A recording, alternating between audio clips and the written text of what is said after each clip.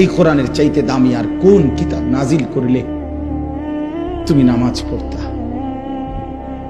এর চাইতে উত্তম এত কতবার বললে? আল্লাহর নবী সাল্লাল্লাহু আলাইহি সাল্লাম, আল্লাহর কসম বন্ধু, উম্মতের আমল নামা নবীজি সাল্লাল্লাহু আলাইহি সাল্লাম হাসরের ময়দানে দেখবে।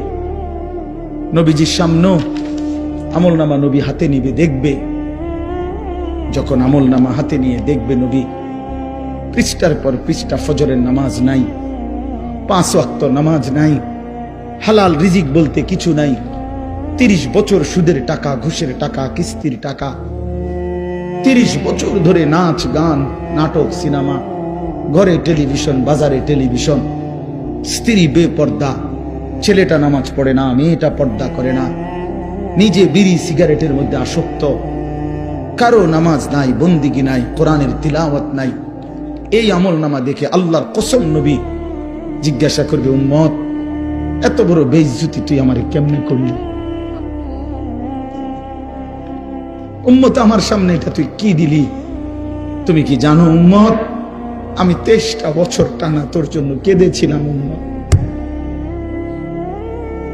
আমি এমন কাঁদা কাঁদছি রে উম্মত তোদের জন্য, এশার নামাজের পরে দাঁড়াইছি, ফজরের আজান পর্যন্ত আমি আমার মালিকের কাছে তোদের জন্য, উম্মতের জন্য চোখের পানি ফেলে কাঁদছিলাম। আমার এত চোখের পানি তোর দিল গলাইতে পারলো না। আমি তায়েফের পাথরের আঘাতে আমার পিঠটা চালনির মতো ছিদ্র ছিদ্র হয়ে গেছে রক্তে।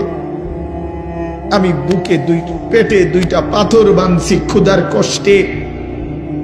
আমি উহুদের দান্দান শহীদ করা রক্তে উহুদের ময়দানে পড়েছিলাম বেহুশ হয়ে।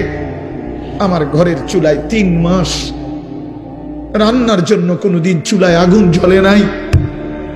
আমার এত চোখের পানি, এত রক্ত, এত ক্ষুধার কষ্ট, কিছুই তোর মন গলাইতে পারলো না, তোরে সেজদা দিতে পারলো না। এটা আমার সামনে কি আনলা?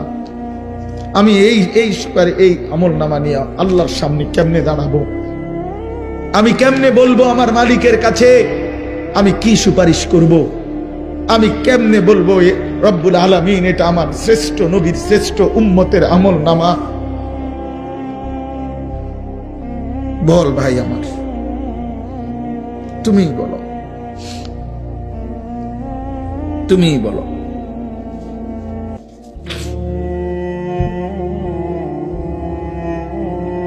এত বিপুল পরিমাণ মুসলমান আমরা,